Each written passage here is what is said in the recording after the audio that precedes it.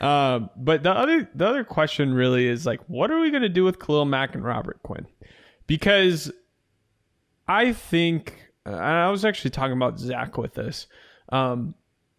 If there's I don't think the Bears should be like actively wanting to trade Khalil Mack, but if a good opportunity presents itself, I think it should be considered. Robert Quinn, I think you should try to trade. We'll see if we do. I don't think that either of these guys are really slowing down either, but I just view us on more of like a 2-3 year window rather than like we need to have these guys on contract now. Yeah. For Khalil Mack, though, just because of the fact that he had basically probably some of the best years of his career in a 4-3, it's just like, I don't know. Maybe I'd just at least like to see it till the trade deadline, you know? I want to see how it looks for a couple of weeks. For Robert, and you reunite him with his a D-line assistant he worked with the Raiders. Right, exactly. But I think for Robert Quinn, his value is never going to be higher, you know? I think that's without question. So as much as it would be hard to, you know, get rid of the player that just broke the sack record for you, I mean, I think you at least got to be open to the conversation. He's an All-Pro, man. He was an All-Pro this year. He was a second-team All-Pro. Yeah. I think he absolutely needs to be in the conversation. I mean, I really think you could get a valuation similar to what Von Miller got valued at. A second-round pick and a third-round pick. I see that being very plausible. I think Robert you have Quinn. To pull the trigger on that too, right? Oh, yeah, absolutely. I would certainly do that because I think what we need most is good young players. Robert Quinn is a great player, and we're definitely going to be having a hole at that edge position. But in the second round, there's some good edge rushers that you can bring in. Guy like Jermaine Johnson from Florida State, I know is drawing up a lot of buzz. He is, I think, going to be fantastic in the NFL, and maybe he ends up going in the first round. But there's a lot. I think there's a lot of people that think he's going to slip into the second. I've seen a lot of simulators drop him into the second, just based off of team needs as well. And this is a good edge rusher class. Really, it is top heavy as well, but it's top heavy until like the second round. Yeah, you know, like I agree. Like you got some really good edge rushers. It's like a 1A and 1B class, you know. Yeah, and, seriously. So yeah, I think that you have to look to trade Robert Quinn personally. The Bears make the move to go up and get Thibodeau. Trade Justin Fields. No. Oh, by the way, I feel like we need to adjust that.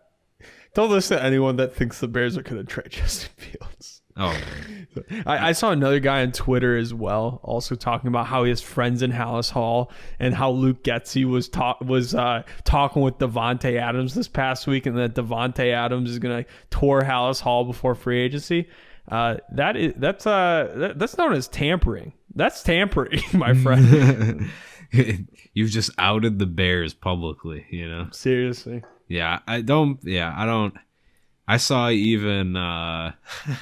I think it was a Pittsburgh Steelers. One of my friends sent me a Pittsburgh Steelers article that was like, "Oh, they should try to get Justin Fields." You know, it's like, yeah, I don't think he's going to be on the market. But and the trade comparison for that they mentioned is like he's going to get a Josh Rosen like trade package of a second round pick.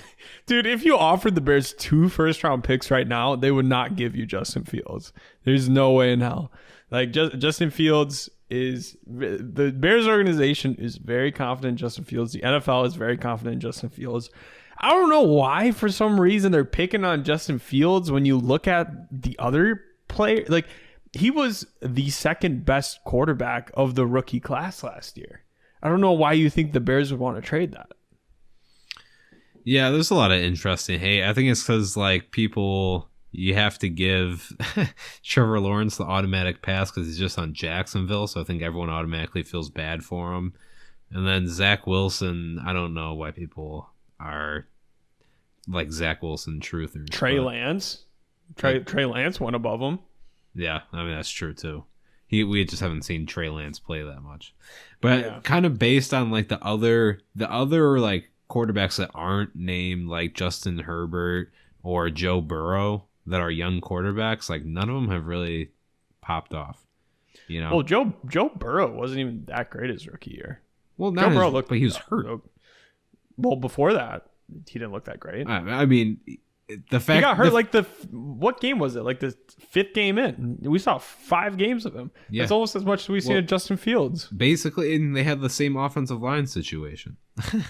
Yeah, exactly. And by the way, Joe Burrow had the starting job since training camp, so he's taking number 1 reps with. It's like some people are so dumb; they just don't.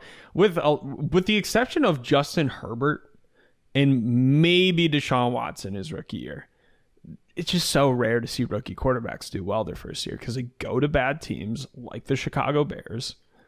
And they play with terrible offensive lines, and they have bad head coaches, and you kind of have to wait for the team to figure that out. And they're rookies. Cut them a break, Cut them a break. Seriously.